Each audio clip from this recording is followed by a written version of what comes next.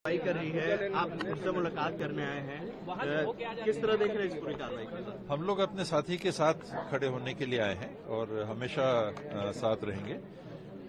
ED के संदर्भ में जो एक संवैधानिक संस्था है, माहौल ऐसा बन गया है सबके दिमाग में, और विशेष करके कम से कम मेरे मन में ये दुर्भाग्य से भावना बन गई है कि इनकी जो कार्रवाई है ये टारगेटेड है।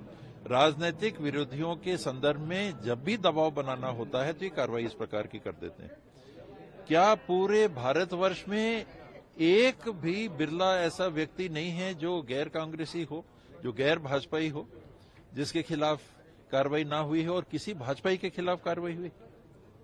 ऑपरेशन लोटस के बारे में हमने सुना और आदान प्रदान होता है ये हमने सुना, उसके बारे में जांच हुई क्या? तो केवल गैर भाजपाइयों के खिलाफ। और आप संविधान में एक अधिकार संपन्न एजेंसी को मान लो कि अपने पार्टी का एक अंग बना के काम कर रहे हो, क्योंकि राजनीतिक द्वेष भावना। अगर वैसा नहीं है तो कोई कभी आपत्ति नहीं करता कि कार्रवाई हो रही है, जांच कर रही है, आप करिए।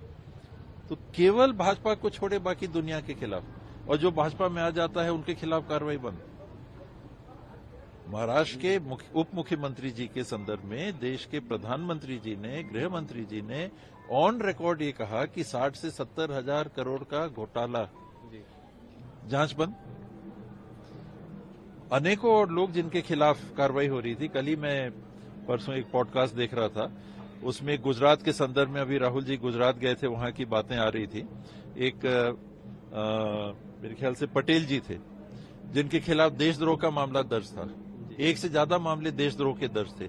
आज भाजपा में है, वो मामले खत्म, खारिज कर दिए गए, वो मामले खारिज कर दिए गए।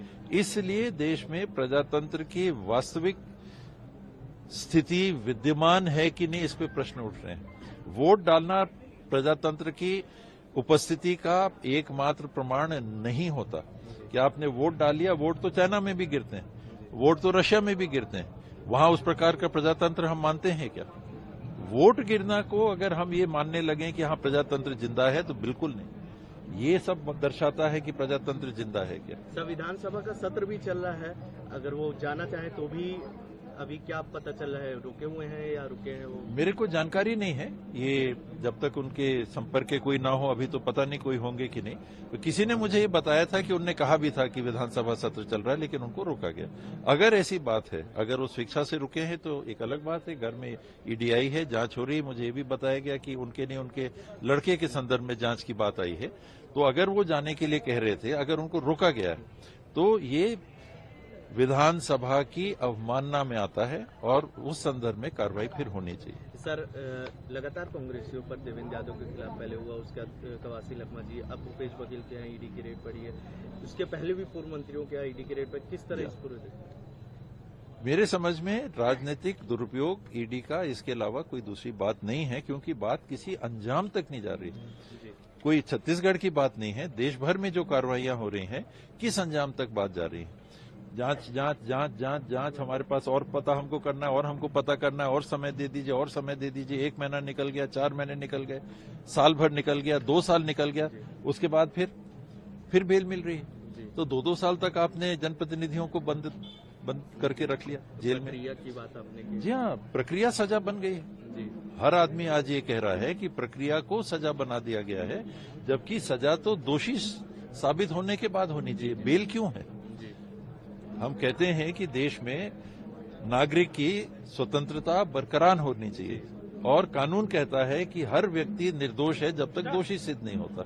अभी तो दोषी सिद्ध नहीं हुए इतने सारे लोग जिनको आपने जेल में डाला, लेकिन आपने जेल में बंदी बना के रखा हुआ। क्या है कांग्रेस का स्टैंड इस पे? हम अपने साथी के साथ खड़े हैं और हमेशा खड़े रहेंगे, और सभी साथियों के साथ खड़े रहे और खड़े रहेंगे। और जो न्याय की प्रक्रिया है आज भी देश में विद्यमान, उस पर भरोसा रख के आगे चलते रहेंगे।